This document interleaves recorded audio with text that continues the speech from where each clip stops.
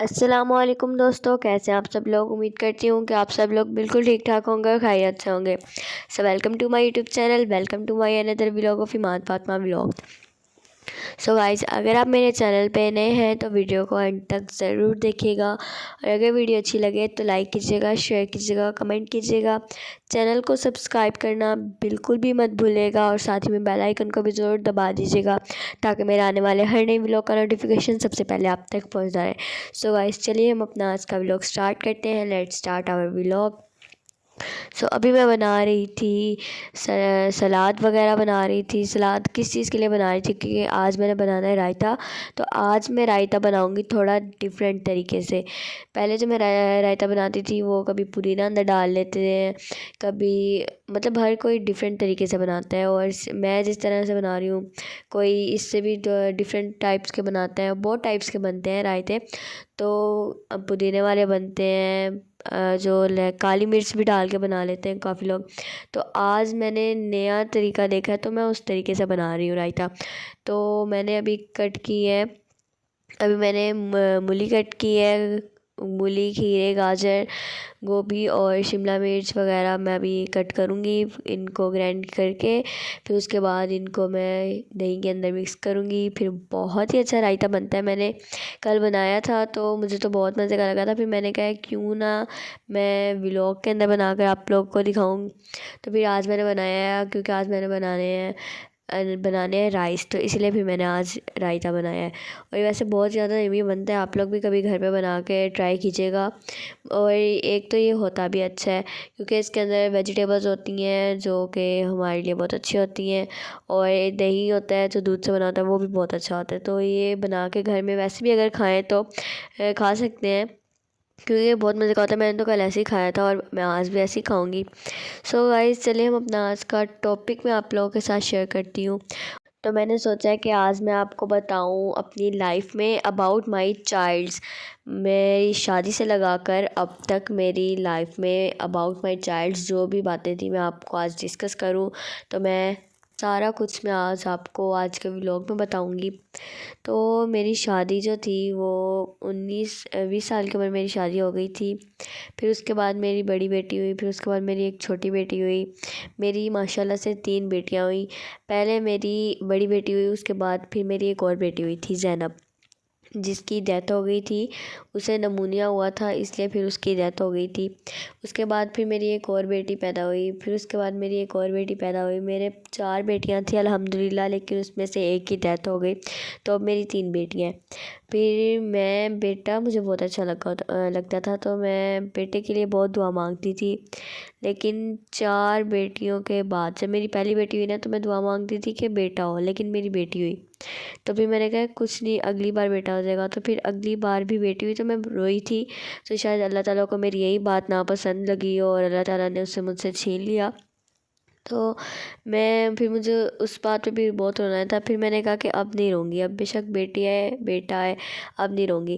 پھر میری بیٹی ہوئی، پھر میں نے کہا کوئی نہیں، پھر اگلی بار پھر بیٹی ہوئی، پھر اگلی بار الحمدللہ میرے گھر میں بیٹا آیا۔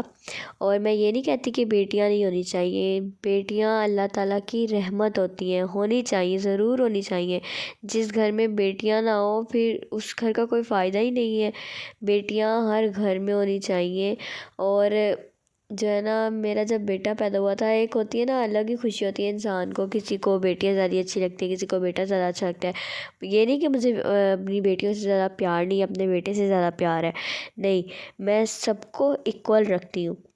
بے شک میرے بچوں سے بھی کبھی کوئی پوچھ لے کہ مما پاپا کس سے پیار کرتے ہیں، تو ایکول، کوئی کسی کا نام نہیں لیتا کہ یا ہمارے مما پاپا ہمارے بھائی سے زیادہ پیار کرتے ہیں یا ہماری بہنوں سے زیادہ پیار کرتے ہیں، نہیں، سارے یہی سب کا آنسر ہوتا ہے کہ ہمارے مما پاپا نے بچپن سے لگا کر اب تک ہمیں ایکول سٹیج پر ہی رکھا ہے، اور میں نے آج تک کبھی ان کے ساتھ جو ہے نا نہ کم یا زیادہ والا وہ نہیں کیا، کیونکہ میرے خود کے اپنے بچے ہیں، میں نے انہیں ایکول سٹیج پہ رکھا ہے بچپن سے ہی، اور ایکول سٹیج پہ ہی رکھتی آ رہی ہوں، اور ایکول سٹیج پہ ہی رکھوں گی۔ کبھی کسی کے ساتھ کم یا زیادہ کبھی پیار نہیں کروں گی، نہ ہی کبھی کچھ، کیونکہ اولاد جو ہے نا اللہ تعالیٰ کی بہت بڑی نعمت ہے۔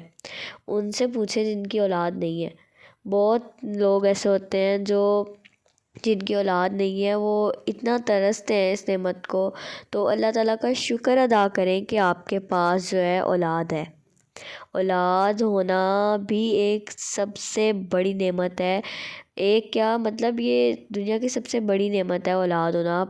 جو جس کے پاس اولاد ہے نا، وہ اپنے آپ کو دنیا کا سب سے خوش نصیب شخص سمجھے، کیونکہ یہ جو اولاد ہے نا، یہ بھی قسمت والوں کو نصیب ہوتی ہے.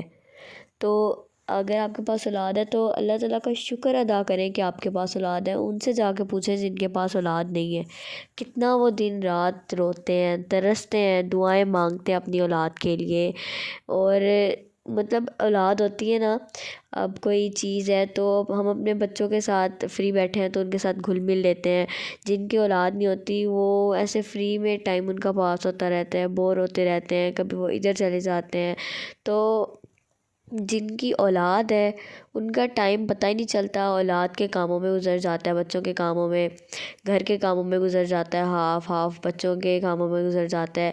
اور جن کے بچے نہیں ہوتے ان کا ایسے ہی کچھ گزر جاتا ہے.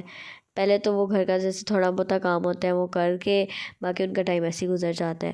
لیکن جن کی اولاد ہوتی ہے ان کا ٹائم تو ان کو پتہ بھی نہیں چلتا، کیسے ٹائم آیا، صبح ہوئی اور کیسے رات ہو گئی، پتہ بھی نہیں چلتا.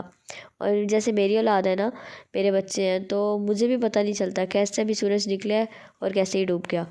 تو اللہ کا شکر ادا کریں کہ آپ کے پاس اولاد ہے، اور آپ کوشش کریں کہ اللہ تعالیٰ نے اگر آپ کو یہ نعمت دی ہے نا، تو آپ اس نعمت کو مطلب اتنا اچھا بنائیں نا.